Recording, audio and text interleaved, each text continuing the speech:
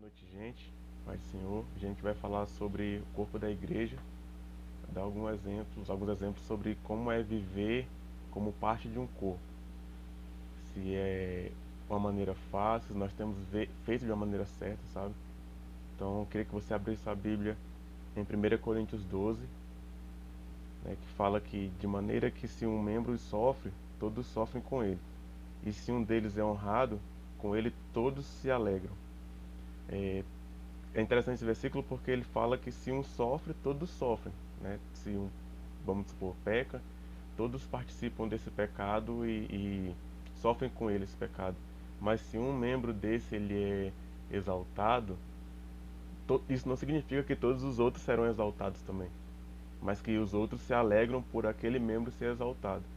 Então, a glória que um participa não quer dizer, teoricamente, que todos participarão, mas o sofrimento que um participa, todos vão participar. Levando isso para viver como parte de um corpo, né, a ministração ela é baseada no livro de Josué. Né, a 1 Coríntios foi só uma introdução.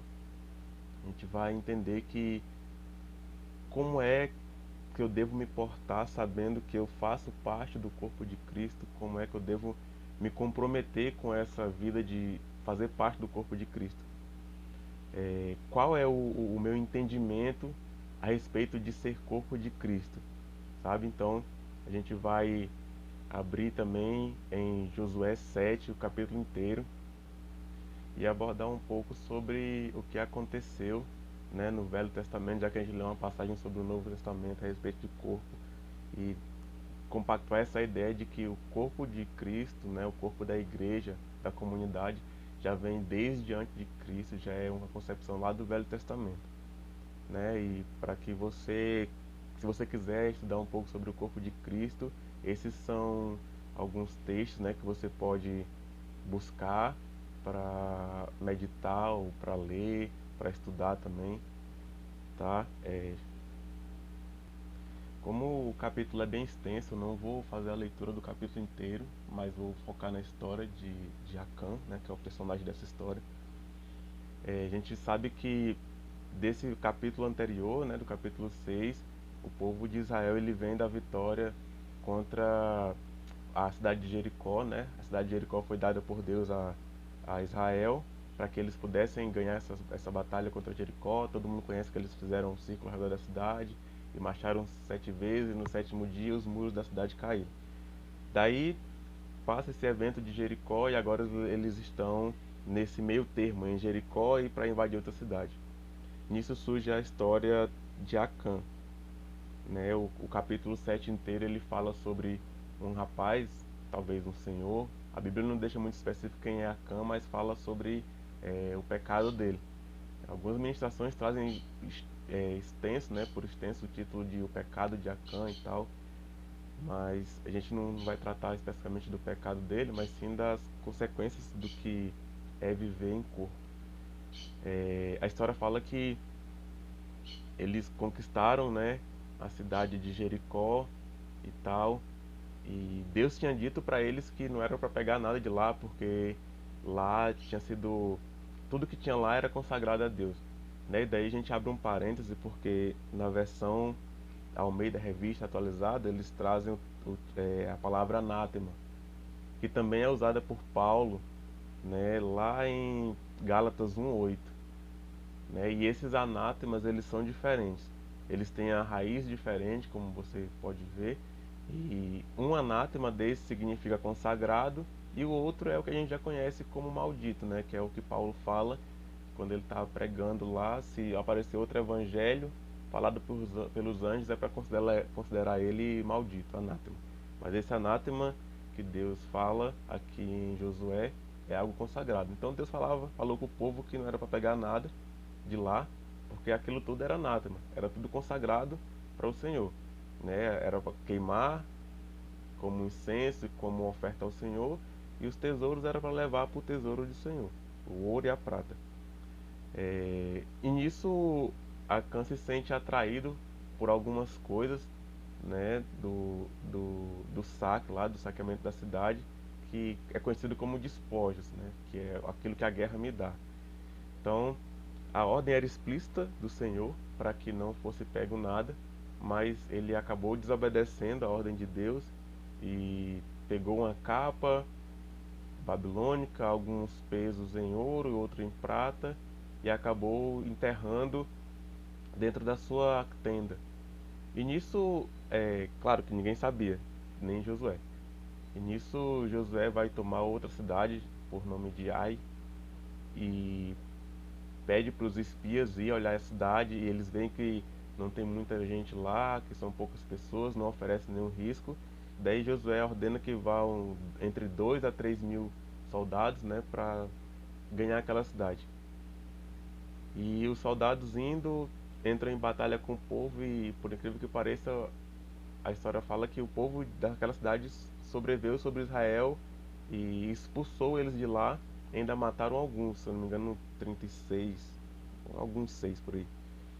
E quando Israel voltou para sua tenda, né, que dera a busca ali por Canaã e tal, Jericó se encontrava no centro, né, de Canaã e por ali. E quando o restante, né, que voltou desse massacre, voltou bem angustiado.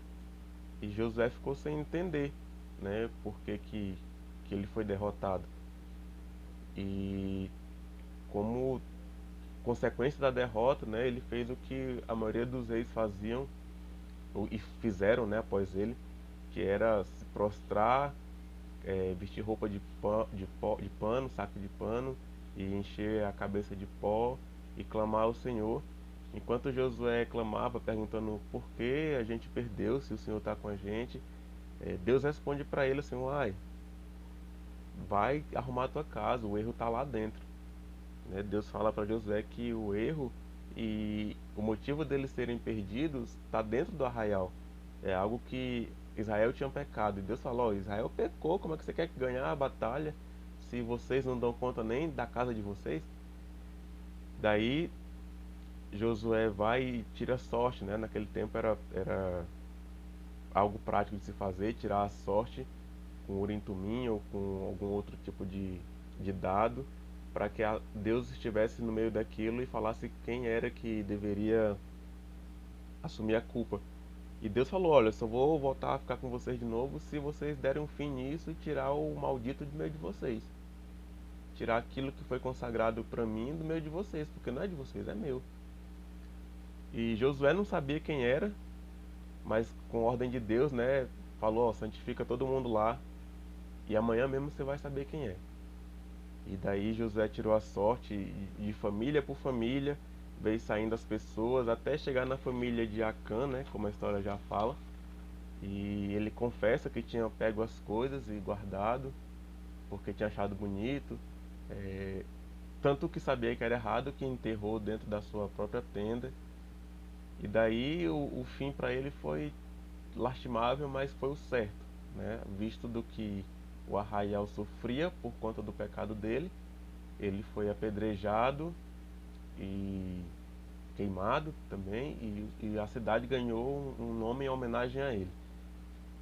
É uma história bem interessante, pesada também, muito pesada. Trata-se de um dos primeiros pecados do povo de Israel, né? Depois de Adão, depois de Adão, ali quando o pessoal já é chamado de Israel, né? Pelo nome que Deus troca de Jacó, ali pode-se entender que é um dos primeiros pecados do povo israelita, diretamente a Deus. E daí, Acã ele sofre o salário do pecado dele, né? Ele e a sua família são mortos, e a gente vai tratar um pouco desse ponto nessa ministração.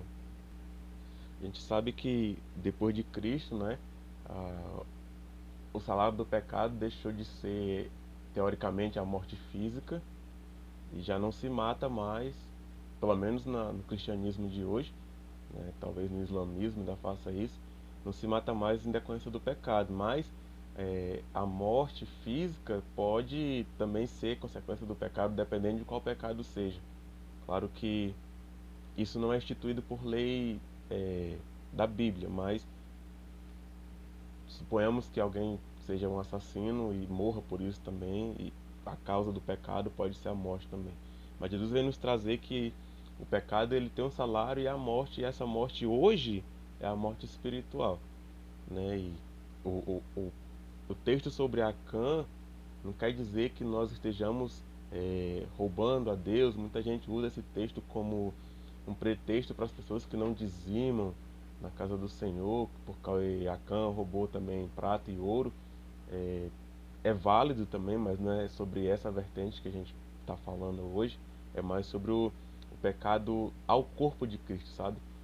Como a gente pode ter visto, e como a gente viu, é claro, no primeiro versículo, no primeiro texto utilizado lá em Coríntios, quando uma parte do corpo sofre, todas as outras sofrem com ela, né? Quando Acã foi tentado a pegar aquilo que era anátema a Deus, que era consagrado a Deus, é, o primeiro que sofreu foi a consagração, né? A igreja, vamos dizer assim, foi a primeira que sofreu, porque eles foram para conquistar a cidade como se nada tivesse acontecido, eles não estavam sabendo, né? E Acã estava na dele lá. E eles só foram saber disso depois da derrota, né? Quando voltaram. E isso é interessante porque, assim, muitas vezes a gente está cometendo atos infracionários contra Deus, contra o corpo de Cristo, e fica naquela, só vai atingir a mim, sabe? Esse pecado só diz respeito a mim, mas muito pelo contrário. Quando nós fazemos parte de um corpo, e esse corpo é o corpo de Cristo, esse pecado ele atinge a todos. Ainda mais agora, né, nos dias atuais, que depois da vinda de Jesus, todo pecado contra o corpo se torna um pecado espiritual. Não que alguém vá se desviar, isso vá fazer com que toda a congregação se desvie. Não, não dessa maneira, mas de alguém que está em pecado, ele faz com que todo o trabalho da congregação seja desvirtuado.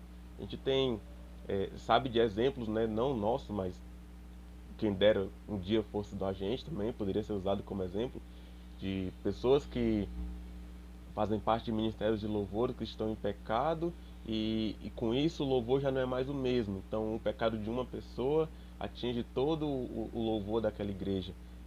O pecado de um membro do escalão, do alto escalão, né, um pastor, um presbítero ali, ele põe em xeque toda a manifestação de Deus naquele lugar. Não que os outros estejam errados, mas que como um corpo trabalha em unidade, todos têm que estar certos para que Deus possa agir. E esse levantamento é o que a gente traz sobre esse texto. É um texto que poucas pessoas usam para trazer um despertamento sobre a conduta de viver em corpo, porque é um texto que trata de morte, né, uma morte muito feia, morte física, mas a gente aprendeu que a morte espiritual ela também é bem feia. A gente pode estar aqui participando dos cultos e completamente morto. E pode ser por muitas vezes, não é 100%, mas pode ser por muitas vezes uma das maneiras, uma das causas que a manifestação do Espírito, a manifestação de Deus no meio dos irmãos, no meio da igreja também não aconteça mais. Porque há entre nós algo anátema, e esse anátema sim, o maldito, há algo entre nós que é pecaminoso, que afasta a presença de Deus do corpo, tanto de nós quanto do corpo. E era isso que Acã passava naquele tempo, né? A gente estudando pode ver que sua família eram os significados dos nomes, né? Eram nomes bem significativos. Carme significava vinha, é, Zera era brilho do sol. Só Acã que tinha um nome que significava perturbação, turbação ou perturbado. E a história traz isso como história dele, né? Os nomes tinham muito significado, embora eles fossem dados, sei, 8 dias ou antes da gestação se concretizar, né? O significado deles era seguido à risca, de acordo com aquilo que o pai dava e a mãe dava como significado. A gente vê que o significado do nome, né, tem um ditado que as pessoas falam, né, principalmente os mais antigos, que filho de crente é crente, né, já reconheceu Jesus dentro do ventre da mãe. E isso a gente vem trazer um paralelo que é errôneo, porque o nome do meu pai e da minha mãe ser algo de bênção não quer dizer que eu serei bênção também, entende? A gente pode tirar dessa lição de Acã alguns pontos que são essenciais para a nossa vida, sabe? Principalmente o fato de Josué, como um profeta de Deus, não ter consultado a Deus primeiro, mas sim os espias. Ele esperou ser derrotado para consultar o que Deus tinha a dizer, para saber onde estava o erro. Muitas vezes a gente sai assim para a batalha, né, seja lá qual for, orar por alguém, expulsar um demônio, entrar numa campanha. Muitas vezes a gente recebe pedido, ora por mim, meu irmão está sentindo, está sendo atribulado com pensamentos depressivos e tal, e o inimigo está agindo na vida dele, e a gente vai e entra naquela luta com aquele sentimento de ajudar o próximo e não ora a Deus primeiro, não questiona Deus sobre o que é certo ou não fazer, e acaba que entra numa luta já derrotado. O impulso de Josué, certo? Porque já vinha de uma vitória muito grande, de ganhar uma cidade pequena ali era fachada, sabe? Para ele era certeza ganhar aquele lugar. Pra gente, muitas vezes é certo a vitória e a gente vai e se lasca. A gente não pode deixar que essas coisas que outrora a gente fez como grande, a presença de Deus, a confirmação de um ministério, ela ofusca a necessidade de nós buscarmos a Deus para saber o posicionamento dele em relação a tais coisas. E a gente acaba pecando por isso. E apesar dos fatos estar ao nosso favor, é sempre viável consultar a Deus primeiro, sabe? Perguntar, orar mesmo por aquilo, se parece certo entrar naquela batalha ou não, por mais que seja óbvio. Isso vai retratar uma submissão a Deus, sabe? Vai demonstrar que a gente é submisso mesmo no óbvio. Se Josué tivesse sido submisso no óbvio, como ele viu que a cidade era eram poucas pessoas para batalhar, ele teria tido a certeza de que não seria o bom momento para ir batalhar, porque ele teria que colocar a casa dele em ordem primeiro. É sempre melhor ouvir a Deus do que os homens, né? A palavra de Deus já fala isso no Salmo 118, que é melhor confiar no Senhor do que confiar no homem. Claro que isso não tira a autoridade que os líderes pastorais têm. Isso não quer dizer que não vai escutar seu pastor, não vai escutar seu líder, mas isso quer dizer que não se trata de uma submissão às cegas, sabe? Não é se seu pastor mandar você pular de um abismo, você vai ter que pular. Mas é saber que o seu mentor espiritual ele está alinhado com Deus porque você primeiramente consultou a Deus. E isso implica que depender de Deus significa dar prioridade para Ele em tudo, sabe? Nessas passagens, tanto na de Coríntios quanto na de Josué, nós vemos que se o membro do corpo se submete ao cabeça, que é Cristo, a chance dele sentir dor e de causar dor aos outros é mínima. A, a chance de entrar em uma batalha é, já derrotado também é mínima. A gente acaba fracassando muito porque acha que a batalha pequena é a que é mais fácil de vencer. E ali é onde o inimigo se torna maior e derrota a gente com gosto de gás, sabe? A gente e muitos cristãos também fracassam quando veem isso, uma batalha pequena. E mesmo quando o inimigo não se torna tão grande assim, é nisso que ele se torna grande, em ser pequeno, né? Salomão fala que a gente olha muito para os pecados grandes e acaba passando batidos pequenos, sabe? Ele fala, toma cuidado com as raposas, mas com as raposinhas, ou seja, ele faz uma alusão àqueles pecados pequenos que eu deixo passar batido. Quando Deus coloca Quando Deus fala com Josué, ele faz uma coisa antes de dizer, né, quem era a pessoa culpada. Ele pede para que Josué coloque todo o povo em santificação. E a santificação, ela é um ato indispensável para a nossa vitória. Sabe, a santificação de ontem garante a vitória de hoje, e assim seria na vida de Josué, na vida dos israelitas que morreram, né? Porque Josué continuou sendo vitorioso, é, se eles tivessem se santificado primeiro, né? A gente sabe que para continuar vencendo a gente precisa continuar um processo. né, lá no capítulo 7 de Josué, se eu não me- o versículo 13, ele que fala que Deus mandou, ó, santifica o povo, porque amanhã vai sair o pecador de meio de vocês. E quando a Bíblia fala que o justo confia no Senhor, ele está dizendo que confia em tudo, não se aparta a lei, não se aparta nada. Sabe que sendo o problema grande ou pequeno, quem faz o corpo vitorioso é Deus, né? Sendo a luta grande ou pequena, se nós somos parte do mesmo corpo, quem nos faz vitorioso é o cabeça, que é Cristo.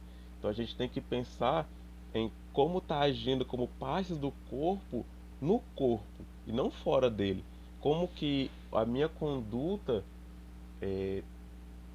vai interferir no andar do corpo de Cristo?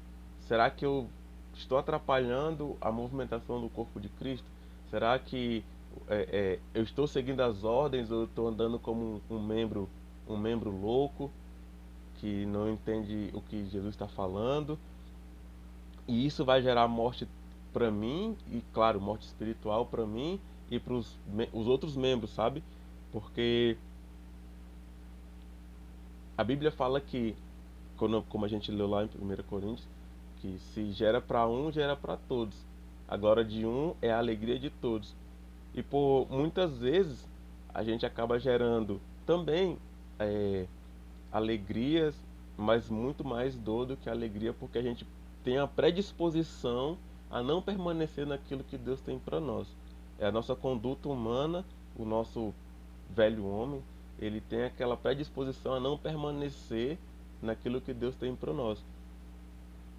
Quando Paulo fala que nós temos que nos armar, né, que ele dá para nós ali a armadura é, espiritual em Efésios 6:10, ali a partir do 10, ele está nos equipando para que nessas guerras a gente saiba por quem a gente está indo e por quem a gente está lutando e ganhando.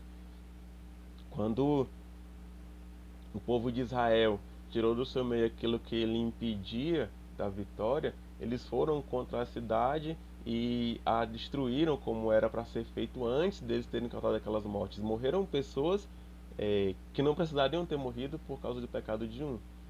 Então, para a gente, essa questão do pecado de Acã, ela nos abre os olhos para uma mudança de vida genuína, sabe? Para um cristão verdadeiramente modificado por Deus, que não tem nada escondido debaixo dos tapetes, vamos dizer assim, dentro das nossas casas, que não demonstra ser dúbio no meio da congregação e dentro de casa.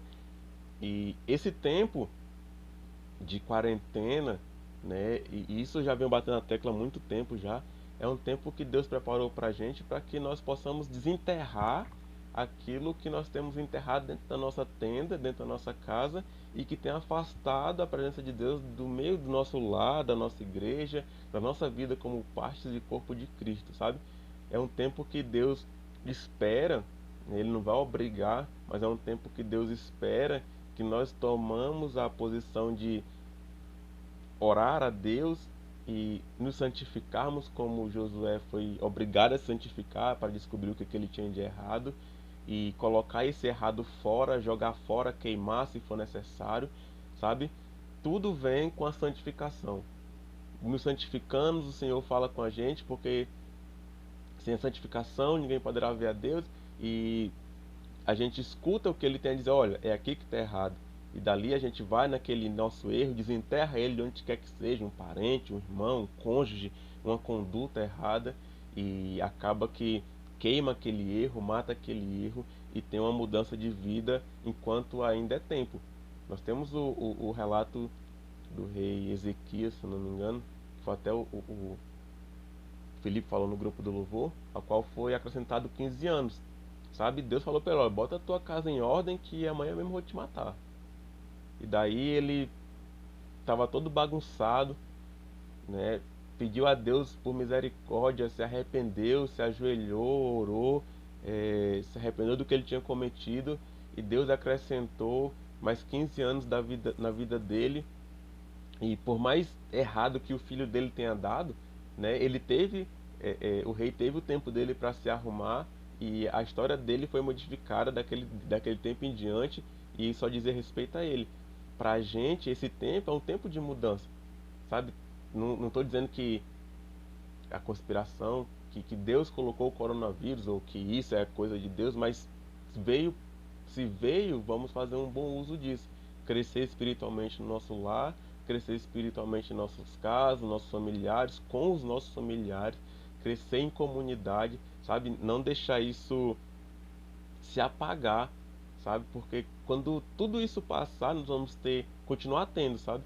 Um, um testemunho de vitória, de mudança, mesmo fora do templo, dentro de casa, sendo o templo, um testemunho de mudança. Então essa é a reflexão que eu queria trazer para vocês hoje. Espero que vocês tenham entendido. Se não tiverem entendido, manda mensagem, eu explico novamente e a gente vai crescendo juntos. Isso aí.